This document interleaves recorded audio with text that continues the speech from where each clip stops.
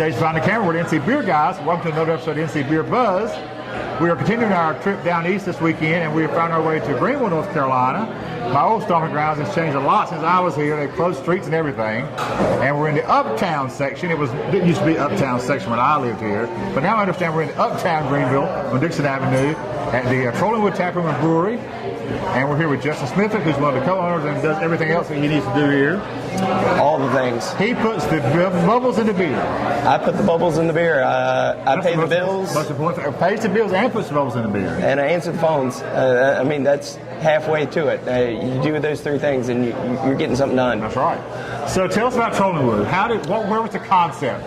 You were in from the beginning, right? I've been around since the beginning. I really signed papers halfway through, okay. But I've known the head brewer here for at least 6 years and now. And it was his It was his brainchild. It was his baby. This is what he wanted to do with his life. Now, what was his background before? What had he done before? Really, he started home brewing while he was in the ECU. He got a business degree. He went and interned at a lot of small breweries. Mm-hmm. Roth. I remember him traveling to South Carolina, and so he worked his way around. He went up to Maine for a few weeks at one point. Okay. Barreled souls up there. Just trying to get a feel for these small breweries. Then he was on the bottling line at Duck Rabbit for a couple years. Yep, over in Farmville. And then he finally found the grants and the people with a little bit of money in their pocket that wanted to back him and believed in him. Good. And did he always know he wanted to be in Greenville? Yeah, I mean, that was kind of the dream. I think that's one thing me and Gray really have in common. We love this town. Okay. I didn't grow up in Greenville. I'm actually from an hour away from here in a little small town called Ahoskie, but Greenville has always felt like home. Okay. It's just small enough that you know everybody, and it's just big enough that there's something to do. And it was time 2 years ago that it should have a brewery. It was. And you guys were the first ones here.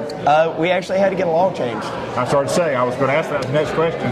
How were you received from the get-go? Because you had to break down some barriers. So there was still a municipal law on the books that said that you had to have a certain amount of food to alcohol sales. Right. Went to a bunch of town council meetings, finally got through all that old stigma about bars and dens of sin. I started saying, number one, the alcohol stigma. Yeah. That where you're bringing more of the bad kind of people downtown. Yeah. Uptown, right. Because terrible people go to breweries. But even then, the laws didn't support you either. No, they didn't. But the town's come around.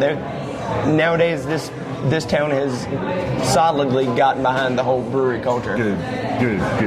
So we got some laws changed. Did you always have this facility in mind, or did you look around some other options? We looked around, and we knew that this whole revitalization was going to go on this end, and 3 years ago, you couldn't have gotten somebody to move in here. Okay. Because there was no traffic at all. No foot traffic at all. There was no foot traffic. There was some cars coming through, and they were driving as fast as they could. To get from one place to the other. Yeah.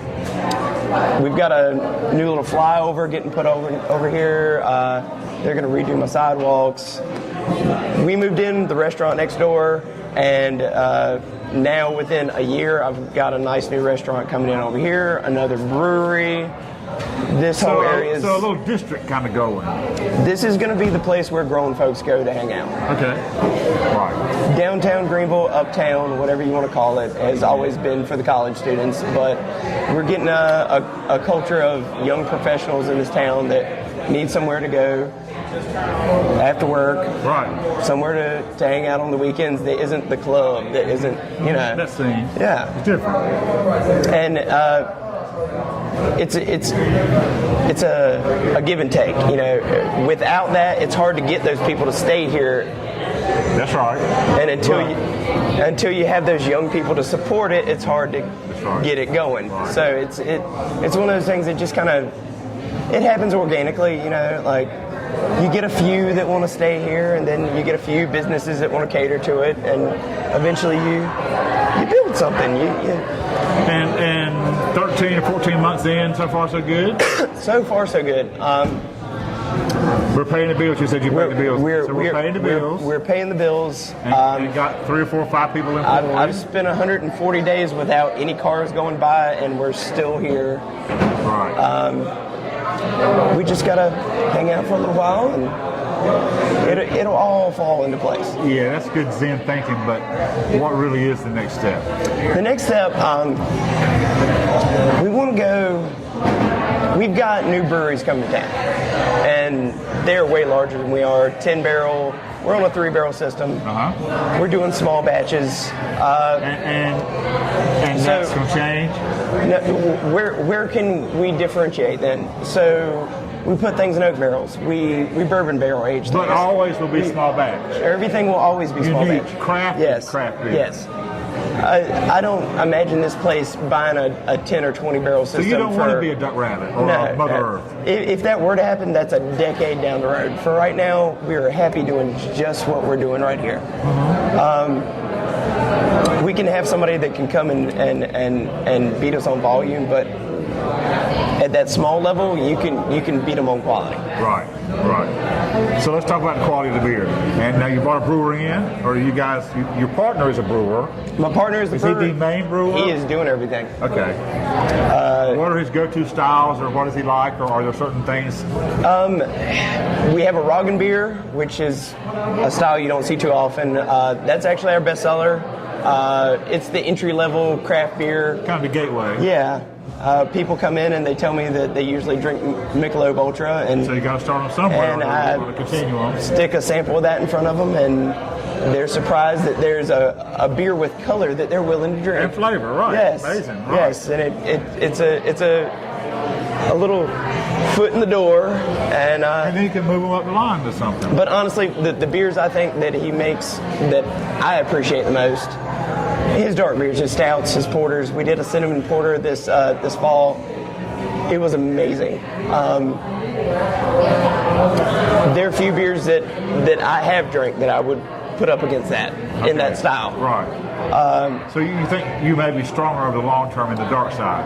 Yes. Profiles. The rye IPA is also a strong beer. I've never been an IPA guy. I like them. But it's not your go-to. It's not my go-to. But we're big fans of the Jade IPA here. Okay. Hams was the first brewery here in Greenville. Yep. We never claimed to be the first. We are the oldest brewery in Greenville right now, but we're definitely not the first. Was it TL that worked at Hams? He went on to Foothills. Yep, right. He took the Peg Leg IPA from this Hams. And in one of our other beer videos, but I don't remember which one it was, we interviewed somebody who now brews on the old Hams equipment. That is Pink Pounder, maybe? No, Crank Arm. Crank Arm. Crank Arm's got Somebody's the old got the old Hams, some of the old Hams equipment. I know we've heard that story. I remembered Hams. The Crank Arm guys were in here the other day, and we were like, hey, you like that ham stuff? Right. It's getting the job done. Yeah, I remember Hams, because coming up in Butler County, Greenville was the big city, and we knew about Hams. The Peg Leg from here went on to be the Jade. Jade is Greenville. We love the story. When we were short on our beer here before we could really get things moving, we had Jade here all the time because it's a Greenville original. You gotta love your roots. That's right. You know? And now having some success now, get people in the door, good volume. Is the challenge making enough beer to keep production going? Because your system's small. Now we're working every day we can squeeze a brew in. So now we're brewing every day we can brew. We used to hold out a couple days and be shut down. The only day we're shut down. You need to brew. Yeah, the only day we're shut down now is Monday, but we figured out that as soon as these people leave at midnight, 1 o'clock, 2 o'clock, he can come in and brew. Right. You're just doing a night shift. So it's a challenge, but there's a way around it to meet the demand. There's always around anything. Because everybody coming in is what pays the bills, as you said. Yes, so you've got to be open when you can be open. Keeping the seats warm. Good. That's what it's about. So for our viewers, before we get off camera, when is the doors open? Every night? Is that Mondays? The only day we're closed is Monday. Okay. From Tuesday and Wednesday we open at 4. The rest of the week we open at 1. Okay. And we're here until you stop drinking. Right. We might have hours, but as long as you want to drink and the law says we can put a beer in front of you, we will be here. And finally, are we going to find some Trollingwood beer elsewhere in town? Yeah, We got some local accounts. Good. we're at 15 locations so far. We just started selling All around Pitt County? We just started doing kegs 4 months ago. We're all over Greenville, Wilson, Rocky Mount, Goldsboro, Okay. and I just had some interest in Jacksonville. I think I'm getting ready to go right. that direction next. So, and you say so you'll do that too? Yes. So we'll add that to your resume. Yes, I He's the distributor too I now. put the kegs in a truck and I drive them to them. Right. So when you're out and about looking for your favorite draft and you see a Trollingwood tap handle or Trollingwood brand, give it a try if you can't get to Greenville. But we'd encourage you to find your way to Uptown Greenville, Dickinson Avenue, to our Trollingwood Taproom and Brewery company. That's good beer. Thanks for having us in. We wish you the best of luck. You too. Till next time, this is David Glenn, NC Beer Guy, reminding you to drink local and keep your beer dollars in North Carolina.